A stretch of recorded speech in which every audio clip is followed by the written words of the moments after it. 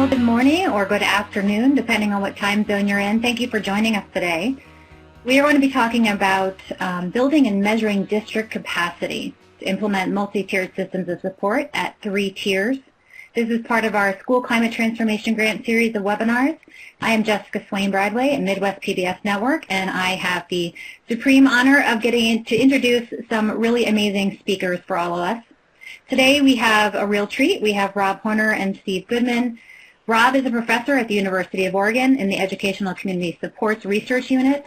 He is also one of our co-directors of the National OSEP-funded PBS Technical Assistance Center.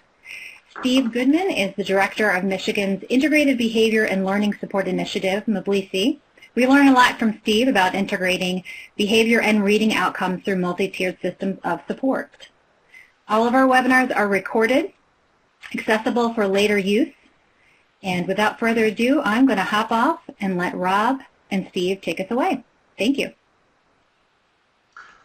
All right, Jessica, thank you very much. I'm Rob Horner, and the purpose of this webinar is really to focus on district capacity. The topic came to us from comments both from LEAs, districts that have school climate transformation grants, and from SEAs that are organizing larger groups of districts. The real experience and the message we got was people are being successful at implementing Tier 1 multi-tiered systems of support. Some are doing PBIS, some doing restorative justice, some doing mental health first aid or other social-emotional learning initiatives. But there were a number of areas that were really pushing the need for a better discussion of the larger systems capacity issues. One was, how do you go from getting Tier 1 to moving into Tiers 2 and 3? 2, how do you actually build the systems so that when you implement something, it actually sustains, especially when you've got a turnover either at the project level or at the school level? And the third was one that we have done a couple of times in the past, really focusing on building the systems that allow alignment of multiple initiatives to occur. So what Steve and I are trying to do is to say, let's take an hour, and we've got a series of polls where we're going to ask you to participate. But the thing that we're really interested in is focusing this discussion around building district capacity. Our specific goals are that you'll leave with a clear understanding of what is it when people talk about district capacity, when, why, and how do you actually operate to build district capacity, and separate that out for people who are at the district level versus people who are at the state level working with multiple districts. And as with everything that we try and do, we don't offer a description of something without talking about a way to measure it so that you can actually get there. And then both Steve and I are going to be providing examples, both district level examples and state level examples. So with that as a trajectory and context, let's talk about district capacity. The reason for building district capacity is to improve the effectiveness of a district, to adopt, implement, and sustain new practices and strategies. Now, the way to do that is really to focus not just on the techniques of the practice, but also on the systems and the resources that are available at the district level. One of the things that Karen Ward, Dean Fixon, and others from the National Implementation Research Network have encouraged us to do is to say anytime we focus on district capacity, you want to start by emphasizing what is the practice that the district is supposed to be implementing. So you don't build capacity in a general or a undefined manner. You're building capacity actually to implement a practice. So always start by saying, what is it we're going to implement and what are the core features of that practice? So again, if you were to do Tier 1 PBIS, these would be the core features. If you were doing Tier 1, Tier 2, Tier 3 restorative practice, you'd want also to be able to identify what the core features are. we're also going to provide a framework, a larger district-focused framework for saying how do you organize so that the things that you implement are done with depth, with sustainability, and with effective alignment. Now, a very first step for us is always to come back to that issue of saying, have you selected the practice that you've got that you're going to implement, and have you defined it in a way that allows you to measure fidelity? Across the school climate transformation grants, we've been encouraging people to use the tiered fidelity inventory. Whether you're implementing restorative justice, SEL, mental health first aid, or PBIS, you can use the TFI as a way to put it in place.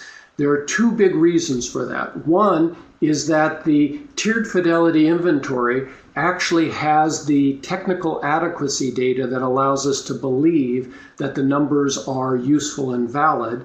And the second is that it actually provides data at Tier 1, Tier 2, and Tier 3. So as you're getting going and implementing that Tier 1 level, you're able to look and say, well, how do we actually move into Tiers 2 and Tier 3? So at this point, let's stop and take like 30 seconds. And part of what I'd like you to think about, given the practice that you are implementing, given the practice that you've got, go on to the polling position that Jessica is going to bring up and indicate, first off, are you measuring fidelity? And if you are, what is the measure you're using? Are you using the TFI, the self-assessment survey, benchmark of quality, team implementation checklist, or any other measure that you've got?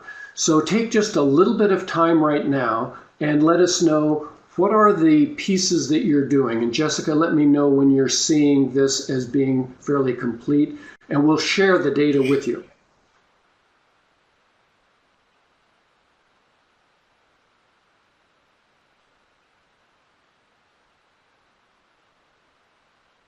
Yeah, this is looking pretty good. We've got 67% of folks are reporting using the tiered fidelity inventory. We have about 17% reporting using the benchmarks of quality. And of course, folks may be using multiple measures, which is perfectly acceptable and wonderful. And then we have about 14% of folks reporting using another measure. Oh, we also have about 14% reporting using the self-assessment survey. So we have a nice mix. Excellent. All right, so moving forward, if we think then about saying, how do you use that information to build district capacity? Here are the things that we're learning.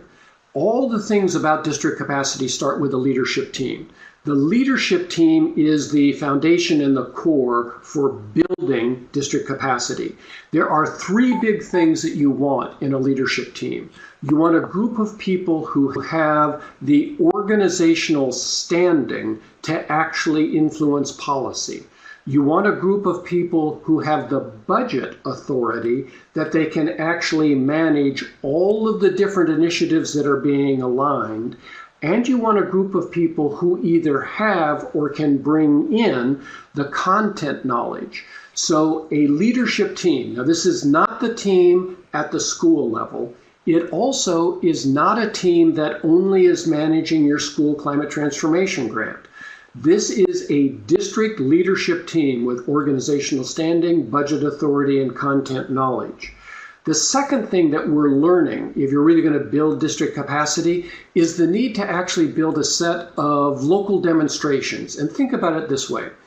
If you've got a small district, you need a minimum of 5 schools to really build the demonstrations. If you've got a larger district, think about having up to 10% of your schools. You don't have to go that large, but think about a minimum of 5 or up to 10% of the schools in your district selected as demonstrations. Those are going to be the schools that get more intense training, more intense support.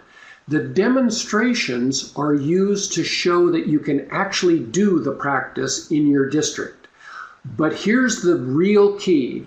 As you demonstrate that the practice can be done in your demonstration schools, that's also the time to build capacity so that you've got clear visibility. You're introducing and reporting about the initiative to your cabinet or your school board. You're building the political support so that the values and the outcomes are really highly emphasized within the district.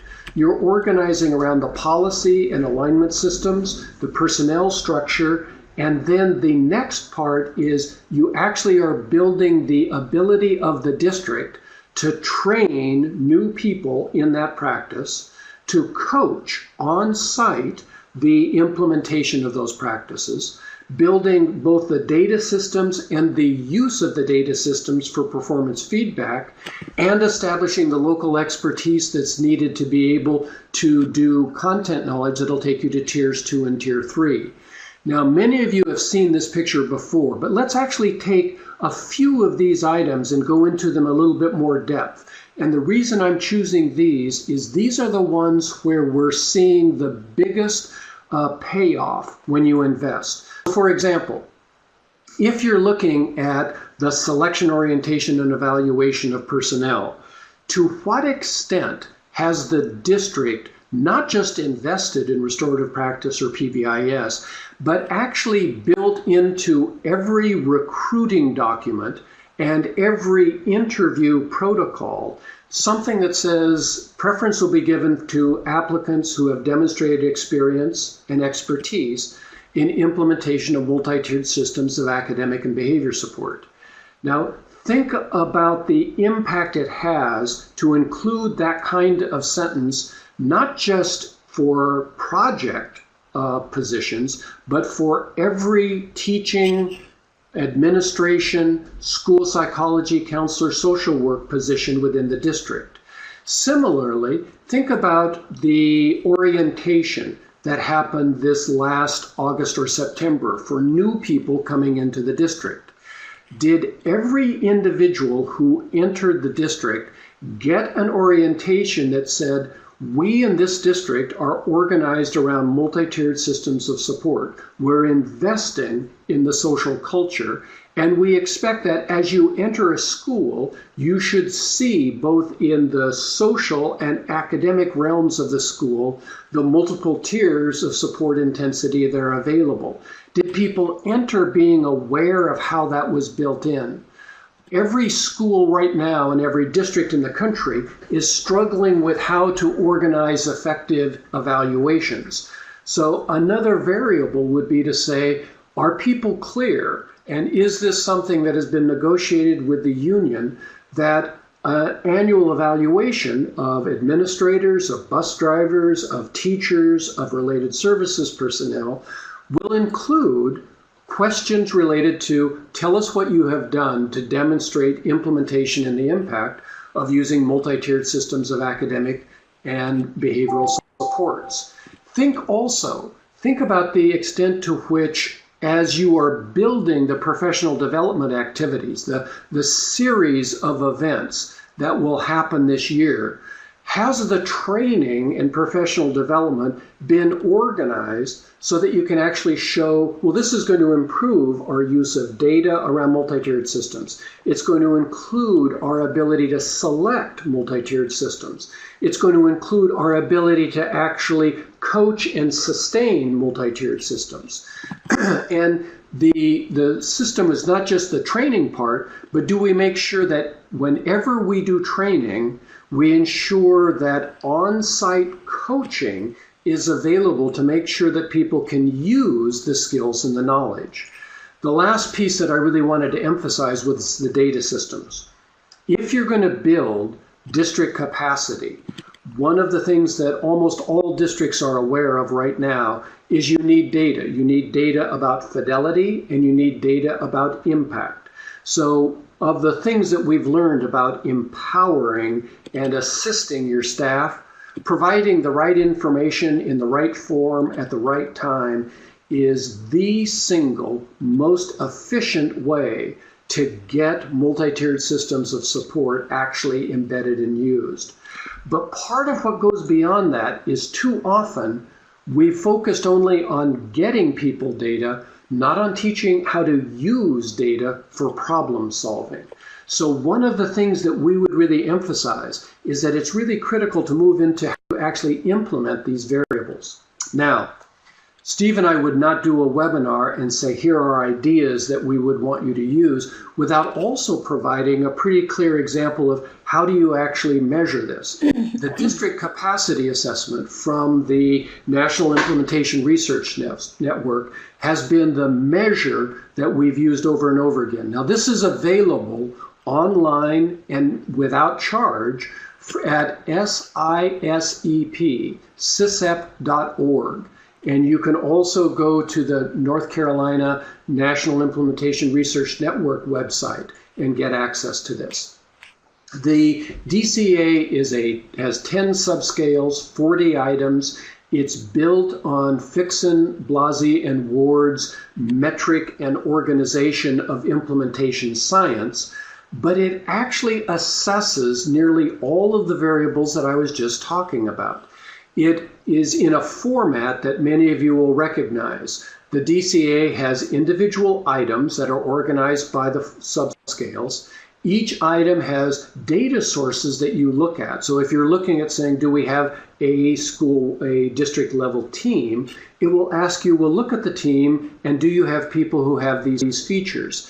It also gives you a scoring rubric so that you're able to say, are we not yet started on this? Do we have it partially implemented, or is it fully implemented? And of course, there's an online Qualtrics-based data entry source that allows you to then get both a total score, and it gives you subscale scores. So you can look at things like, do we have district commitment? Do we have systems alignment?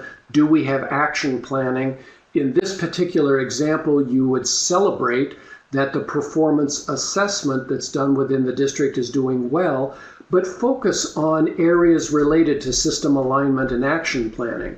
And that action planning protocol would allow you to say, here are the things we're doing well, how do we build an action? And we typically say, what will you do that will change over the next 3 months? So don't focus on the next 5 years or the next large sections, but really focus on what will we do differently that makes our district better in the next 3 months. So here's an example of one district you see before and after. You can also see the subscales that they worked on. They really changed systems alignment and performance assessment in this particular example. So the DCA is actually a strategy that you can use to get a basic metric of, is this working? Are we building district capacity? But it also has the incredibly helpful part of saying, how do we focus on what we will do in the next 3 to 6 months to build capacity? So let's stop again. Let's take 30 seconds and do a self-assessment. Tell us this. One, are you, either as a district or as a state, using district capacity measures? And if you are you using the DCA, or are you using something else that's a measure that you've used? So 30 seconds, weigh in here on whether you've got strategies that you're using. We're very interested and encourage this whole notion of not just focusing on, but actually measuring capacity is something that is fairly new to the field. Thank you, Rob. It looks like we've got about 35% of folks are reporting using the DCA, about 20% using something other, and 40% saying at this point in time they're not using a district capacity assessment. All right, that actually is encouraging. The fact that a third of you are using, actually more than a third, almost half are using some form of district capacity measure is fantastic. That is going to be incredibly helpful as you fill out your GEPRA reports for the federal government. But it's also going to make a huge difference in terms of making the work that you're doing to get current practices in place more likely to sustain. All right, in the few minutes that I've got left before I turn things over to Steve, let me just walk you through briefly one district's story. So this is Springfield School District in just outside of Eugene, Oregon. It's a somewhat rural district with 22 schools, about 11,000 students.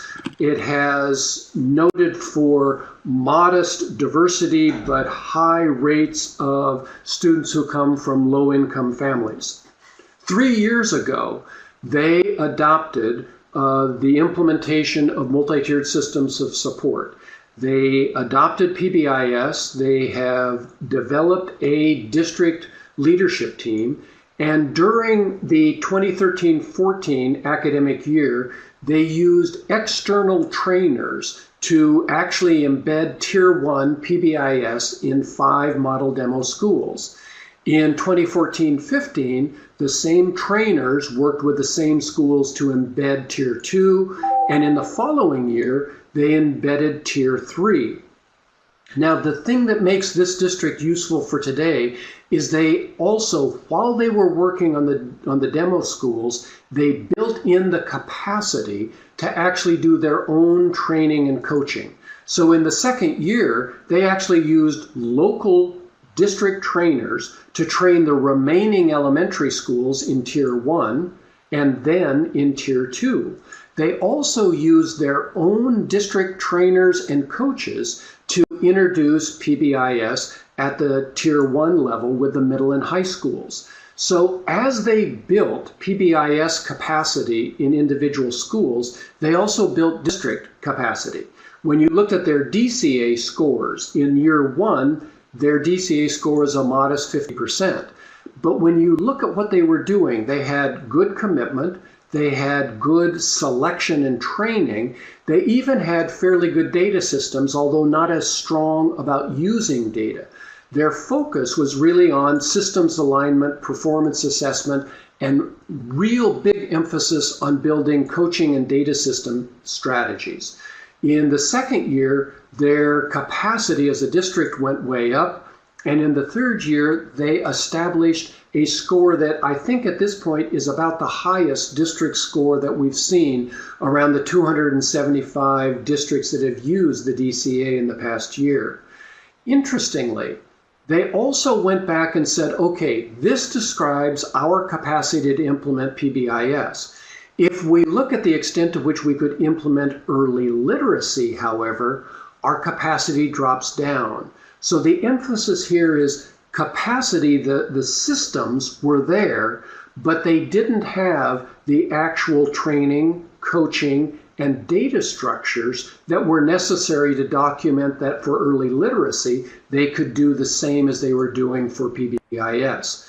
Here are the data demonstrating that their efforts really worked. So these are tiered fidelity inventory data for the 5 demonstration schools. So across 5 different samples, you see at the beginning, they were not doing PBIS. After initial training and implementation, they both were and they were sustaining. Even though note with School 2, there was a little bit of a drop recently related to staff turnover issues. Notice also that these schools, after they got through Tier 1, were also able to implement Tier 2. And last year, we're very impressed.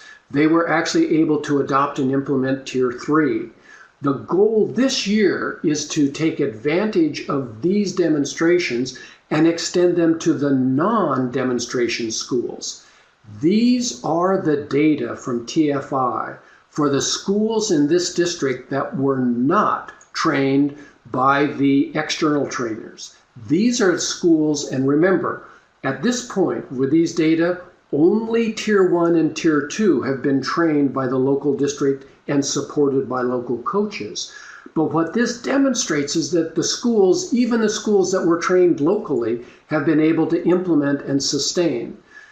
The school has demonstrated successes, the district has demonstrated successes at reducing office discipline referrals. These are their data with respect to out-of-school suspensions.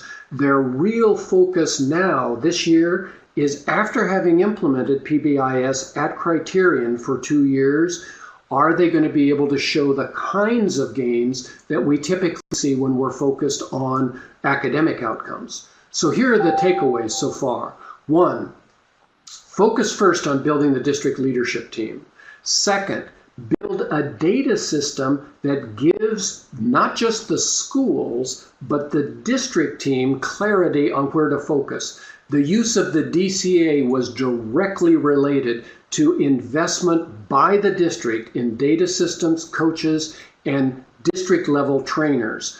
Of special importance was the effort that the district invested with school psychologists, counselors, and social workers to build capacity to implement check-in, check-out at Tier 2 and function-based support at Tier 3.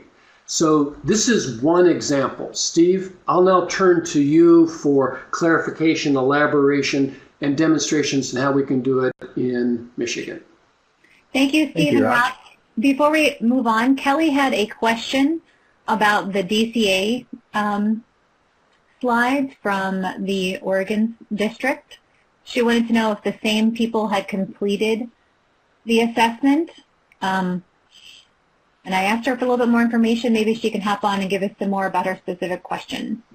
But I think that question is very, very important.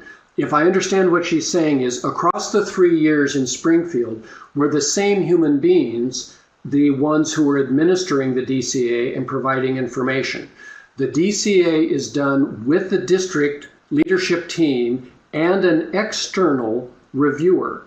The members of the district leadership team, there were 3 of the 7 that were constant at all. There were 2 that were added after the 2nd year, and there were 2 that turned over. So there were different people as a whole there. The second time we did the DCA, the director of instruction was present. She now has become the superintendent, and as superintendent, she was not part of the leadership team in the 3rd example.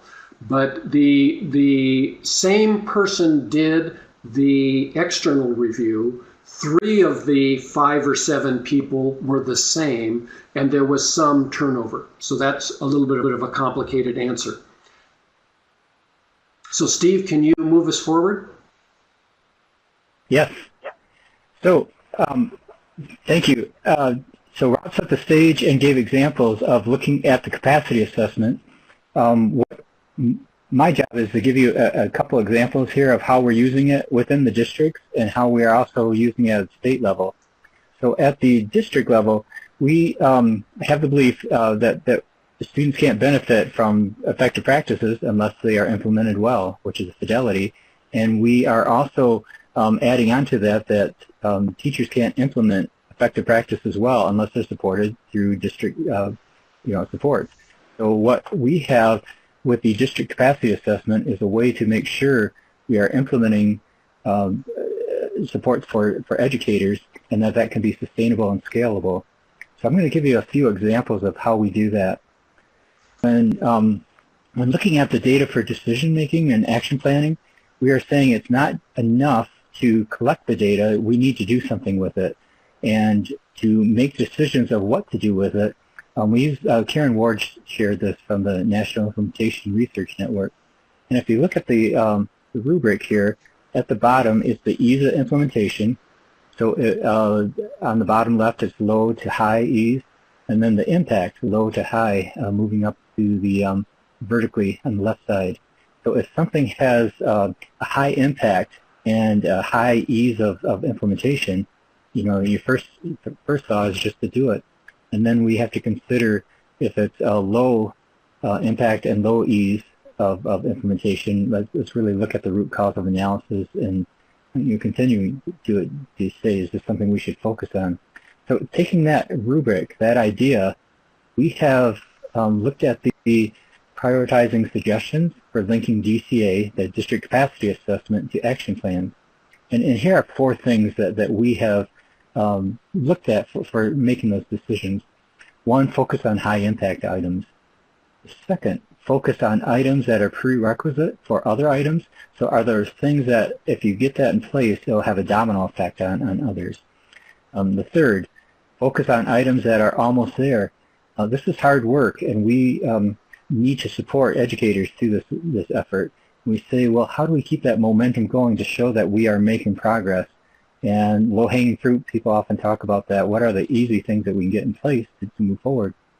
And finally, we need to focus on items that are already connected with other initiatives that are in the works. So we want this to be connected with, this is a DCA, but how does it connect with other district initiatives? How does it make sense so that it's not one more thing that's added on? So I want to give you an example of some of these. In the district capacity assessment, you can see on the left column, there are the items. So item number 1, number 2, number 7, number 8, and number 15. So item number 1 is a district implementation team, or a DIP, to support implementation of effective innovations. So that's important because if there's not these are high impact items. You need a team to provide the visibility, to provide the work, to provide the effort forward. We also look at number 2, the district implementation team includes individuals with executive leadership authority. Number 7, funds are available to support the implementation of the effective innovation. And number 8, district implementation team has implementation plan. And of course, number 15 here, there's a process for using this data for decision making. Now, the reason we point these items out is because they are high impact items. If we have these in place, it will set the stage for others to be more to move forward more effectively. Second example here is focused items that are prerequisite for others. So if you look at question or item number 1 on the district capacity assessment, there's a team implementation team to support implementation of effective innovations. That's a prerequisite for number 4. The team uses effective team meeting process. Well, what makes sense, you can't have effective team meeting process if you don't have a team. So we look at, are there prerequisite items in there? Another example, item number 8, the district implementation team has an implementation plan for the effective innovation. That's a prerequisite for the team continually improves the use of the implementation plan. So one is a precursor to the other. So we look at those type of things when we're trying to create a plan for linking action to the assessment results. Now, here I wanted to provide 2 examples of looking at the DCA data, and both these districts have been very gracious in working with us and allowing us to share their good results. So the first is Port Huron Area School District. What you can see is they have 4 incidents here of collecting the DCA data. On the bottom, you can see who was involved on that team for collecting this information. It was completed by the Executive Director of Instruction, Executive Director of Students and Staff Services, the Director of Federal and State Programs and Grants, Director of Instruction, Director of Student Services and Behavior Supports, and the Supervisor for Behavior Supports. The first time they conducted the assessment was in March 10th of 2015, and you can see each assessment period after that. What you see here is the dark line is the total score, and then the organization is a subcategory of the DCA. The leadership is a subcategory, and competency development. So what you see crossed here is that in March of 2015, scores were hovering around 40 to 30%, and then in January of 2016, you can see an increase in scores overall. What we also have done is to look at how that compares to the state level. So they're doing better than the rest of the DCA scores in our state. The next thing we have done, or that they have done, is they create a meeting. Every time they meet, they want to make sure there's an agenda item saying how are they addressing the district capacity assessment. So you can see, I just took a screenshot of one of their agendas, and you can see of those that have scored less than 2. On the capacity assessment, you can score 0 or 1 or 2. For items scored less than 2, they're making sure that these are visible, that we look at these things. and then they have the progress notes. So item number 10 was completed. Next meeting, they're writing an action plan to address some of the remaining items. They are also looking at how the capacity assessment is impacting the Fidelity scores. So you can see the dark blue here is the capacity assessment on the left, and on the right is the schools in the district and their Fidelity outcome scores based on the tiered Fidelity inventory of Tier 1. You can see from the second assessment that the district has improved capacity assessment, and they also have demonstrated increased Fidelity outcome scores. So they want to make sure there's always that connection that we mentioned. Capacity will help support the educators in implementing the practices, and then ultimately, as Rob shared earlier, we want to demonstrate that the Fidelity has impact on student outcomes. The second example is from Schwartz Creek, and they have just started using the capacity assessment here. And this was, again, completed by the superintendent, assistant superintendent of curriculum, middle school principal, high school principal, elementary principal, and director of student services, and the MTSS coordinator. You can see the total score is the first dot here, and then you can see the subcomponents of leadership, organization capacity, and competency. You can see of the dots, the competency is the lowest area. So we look at that, and remember, when we're trying to prioritize, we look and say, what are those areas we want to focus on? Schwartz Creek looked at this and said competency is the area that's important, that they should try to improve upon.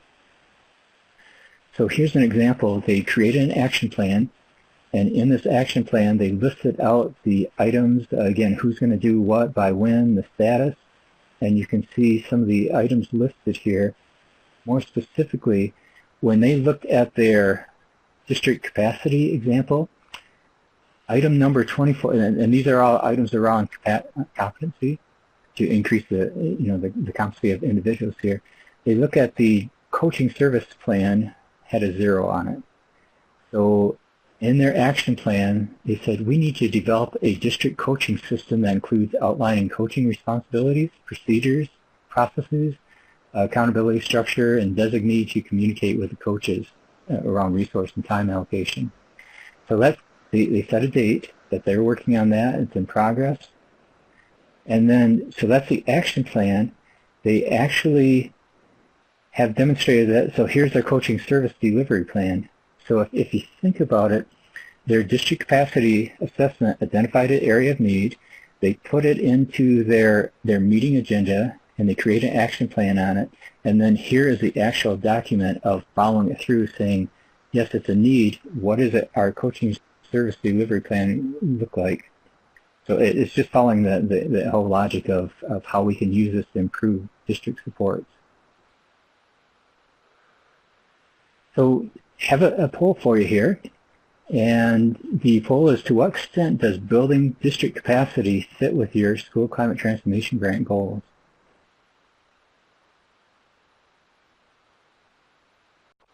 Thank you, Steve, and thanks to folks who are reporting out. It looks like 100% of people so far are saying this fits very well. And thank you to Anthony for making that poll a little bit bigger. We appreciate the feedback about the size of the poll, and we will be as responsive as we can. So, wow, we're still at 100%. This is great. Great. So what that's telling us is, yes, this makes sense for us to try to support the implementation, and for you all, for your implementation efforts, you're saying, yes, it's a value and it's added. So, yeah, thank you for that. So next, I want to talk about, we also received the School Climate Transformation Grant at our state level. So I just want to talk a little bit about how we're using the data at the state to help support local implementation efforts. So when we, as a state project, we are collecting the district capacity assessment from the districts we're working with. And this is just a snapshot from the fall submission from one of the groupings that we have. So we have different cohorts. So this is one of the groupings. You can see that we had 92% submission rate of the data, which was 12 schools, 12 districts, I'm sorry, and one district did not submit. So we look at the data and start saying, well, if we're not getting submission of the data, that has one issue. If we're getting submission, then the problem solving is around, okay, what are we going to do with those data? So that's our first step. The next thing that we've done as a project is we say, okay, what are the percentages? What is the growth, and where are people at? So what we kind of have done as a project, we've got a great team who's looking at the data, and we break it down by those that are meeting criteria and making 10% growth, those that are just met criteria, and those that are submitting data but haven't met these criteria. So the reason why we collect this is to say, of those schools who are doing well, what are they doing that's making sense? How are they doing it well so that we can share with others? Of those who are not making the progress, what is it that we need to do as a project to better support implementation efforts? So here's an example of our overall project data.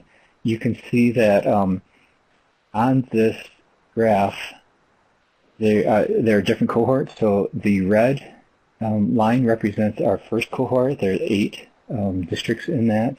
The blue represents 4 districts in that cohort. The A3 represents 8 districts. A4 represents 9, B1 13 districts, and B2 5. As you look at this, we as a project are looking at the data and say, well, why is it that we're seeing a flat line for the first cohort? Is it because it's easy to get things implemented, but it's harder to go from 40% to 60% to 80%, as the numbers get higher? Is it that there are changeover in staff at leadership level? So it's just asking other questions. So as a project, we would look at the different cohorts and say, what has worked in the past? Can we make movement faster? And can we sustain that over time? And so our concern when we're looking at this would be the red line, which is our first cohort, and also the dashed green line, which is our another cohort. And we're seeing we're not making the progress as much as we should be. So we look at the data, we look at our people submitting data, we look at what the data say to us and what we should look at to support, and then we get so what we have done with the project is to create a support plan for districts. So we look at the data, and as a project we say, well, what are contributing factors that would make this district or intermediate school district move faster? We create a hypothesis statement based on the data. We looked at the objectives so that we can say what area are we going to focus on, and then we create an action plan. So if you think about it, in the past it has been easy to say, well, we told the districts what to do. If they're not doing it, it's their fault. Now we're saying we have equal responsibility to help move that forward, and what are we doing as a project to help that success?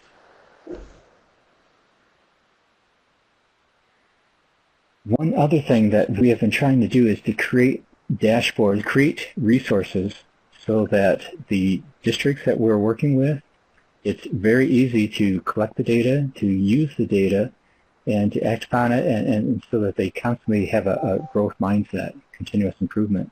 So just as I showed you, here's an example of the dashboard. We also set it up so that right in the dashboard, as they're conducting the information, they can put the notes there. So what that has done is that they have a place that they can go back and say, well, what did we say about this? Why are we working on it? What are our concerns? And as a project, we can also look at that and start looking, are there themes across? What are the notes, or what are the, just the comments that people have made, and how can we better ourselves as a project in supporting that work? So time for one more poll. And what value would you have what value would having district capacity information add to your school climate transformation work? Thank you, Steve, and thanks to folks for participating in the poll. We are at a solid 100% of folks saying that it would add a lot of value to the school climate work. Great. And very high rate of response, everyone. Thanks for interacting. Yes, and we are aligned right with your thoughts. So yeah, thank you for sharing that. So here's what we've learned over the short time, the few years we've been implementing the district capacity assessment. One, we found that we really need to be clear on why we conduct the DCA. Sometimes people have concerns like, are you coming in to evaluate what we're doing wrong, or you're coming in from the state, you're telling us what's not working. We want to be clear that this is a way that we can help support educators to be more effective. Second lesson learned we have is to be meaningful, we really need the right people participating in conducting the DCA. For example, we need the administrators there, those with content expertise, those who understand the systems, those who can control the support there, allocation of resources. I was talking to the folks from Detroit that we've been working with, and I said, I'm going to be talking about this DCA, and what would I say? And they said, well, we conducted the DCA first, and we found we didn't have the right people there. We had a lot of time we're spending saying, well, I think that's in place, but I'm not really sure. So they decided to invite a different group coming in, and we were much more successful in having these discussions. Third lesson learned we had is that, it's not just getting the number, it is really the process of talking about, yes, what do we mean by this? How does this fit into our vision? So the discussion during conducting the district capacity assessment has been really valuable. In fact, I've heard more folks talk about how that discussion was such a learning opportunity for them and helped them frame their work than just coming out with a score. And the third, I think, is probably one of the most important. We don't collect data without doing something on it. So it's really, really critical saying, if we collect the DCA, what are we going to do to improve the outcomes, to improve the capacity assessment, turn it into an action plan, and actually do that action plan, monitor it, and then come back to see are we demonstrating improvements. So that's our lessons learned through this, and I think it's time for questions, right? It is. Yes, thank you, Steve and Rob. So thank you for the questions throughout and the comments.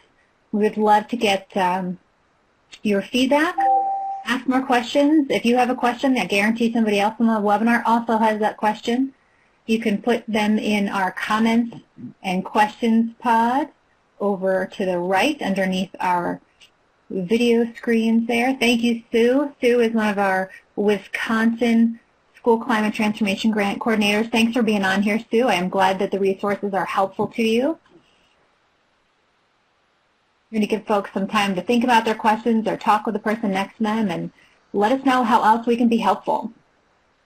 Jessica, could I intervene while people are typing? Just a comment on what Steve just presented? Of course, please. One of the things that I think Steve has just demonstrated is when he's presenting these data, he's actually presenting a construct that I think we're beginning to learn is incredibly helpful. It's always hard to look at data and transform the data into something that's a meaningful story. And what we're finding is it's useful to ask 4 questions. The first question is always, what's the pattern that you see? And so if you look on the left side with these districts, what you're seeing is districts that have gone from lower scores to higher scores. The second question to ask is, well, how does this pattern compare to what's typical? Well, look at what Steve did on the graph on the right. The S dots are the median or the average for the state. The colored dots are the actual dots of our district. So now we're able to say this is where we are, but how does where we are compare with what's typical. And you do the same thing if you're doing literacy or you're using the TFI or if you're looking at office discipline referral patterns. Ask the question, what's the pattern? Then what's typical? The great part is then you can also look at individual schools or individual districts and say what's possible and what's needed to generate the kind of outcomes that we're looking for. So I think Steve just gave us a really impressive example of using a thoughtful rubric for decision making, but doing it not just at the individual school level or even at the district level, but actually using multiple district databases to be able to say, how does a district compare with everything else in the state? 4 big questions. What's the pattern? What's typical? What's possible? What's needed? And I think this is one of the first times I've seen that done so well at this level. So thank you, Steve. Thank you. Adam, this is a great question, Steve and Rob. Adam wants to know, how soon would you start with the DCA if you're working with a new district team? And how do you do things like, and Adam, this is a great question because we see this a lot, how do you do this if you're still building your team membership? So Rob and Steve, do you have thoughts on that? Rob, you want to start? Okay. Well, Adam, it's a great question. Remember that almost all of our measures are used 2 different ways. One way is to say, where do we currently stand and what's going to be the smallest change going forward? The second is to assess and say, is what we're doing working? And what's the smallest change that we need to have going forward? So I would strongly encourage you to use the DCA early on, even as one of the things that you'll find is it will change who is on the district team.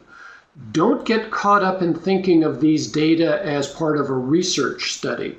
Think of it as part of a quality improvement or continuous regeneration program. It's perfectly okay if members of the district team change and you come back and you say, well, where are we now? What is it informing now? And I think that part of what I think each of us have learned is using the DCA is in fact one of the key ways of getting the right people on the district leadership team. But Steve, what has your experience been? Yes, I totally agree. I think earlier is much better than later. A couple things going back to lessons learned. We really need to make sure that people understand why we're doing this assessment, because if we just come in and they don't see the value early on when we don't have the relationship and they don't see what we're trying to do, it can be confusing. The other thing I would just add on is sometimes we'll work with districts and they would say, yeah, well, we have our act together. We're doing really well. And by having this discussion, it helps them to be even more committed to say, well, maybe there are ways that we really need to improve. And that really sets the stage nicely to say, yes, we're going to make an action-oriented approach, focus on outcomes, and get people committed. Rob and Steve, can I jump in? I wanted to share that I have seen some of our school climate sites, their teams actually grow in membership once they understand a little bit more about what it means to build capacity. So it's helped in several different sites to establish a common understanding and a common language for what we're trying to do and pieces that are trying to be aligned. Oh, we have a request to say those 4 questions again, Rob. Your 3 to 5 questions. The 4 questions, and I'm actually going to type them in too. And we're finding that we use this for behavior, for literacy, for district development, and at the state level. First question is, when you look at the data, what is the pattern that you describe? Don't just look at it and say, oh, there's a dot. Say, how is it changing over time? Is it going up? Is it going down? Are there places that are high or low? Are there peaks? So first question, what's the pattern? Second question is, how does what we're seeing compare with what's typical? So if we were able to look at all of the other districts in our state, or if you're using Swiss, for example, use the median of all other elementary schools or the median of other high schools. If you're using state standardized literacy scores, you actually get against benchmarks. So what's typical? Third question, and this is one that people don't do enough of, what's possible?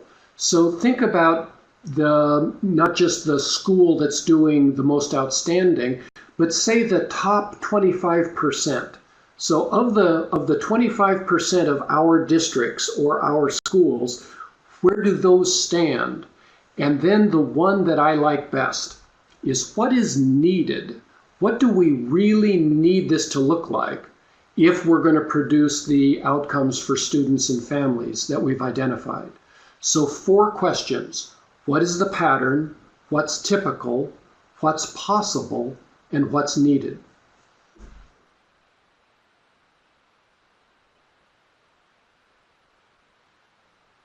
Excellent. Thank you, Rob. Thank you, Steve. Other questions or comments? We have 5 minutes. We want to respect everyone's time, and thank you so much for participating today.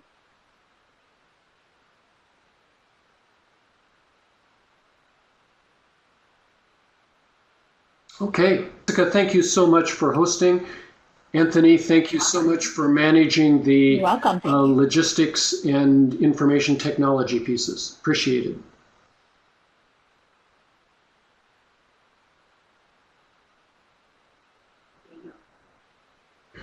Thank you all. One more reminder to everyone, this is being recorded and it will be posted, and it will be accessible for you to share. You can share the entire thing or some excerpts, but please continue to check into the resources on www.pbis.org. Lots of free, useful stuff for all of you to download and share with your team.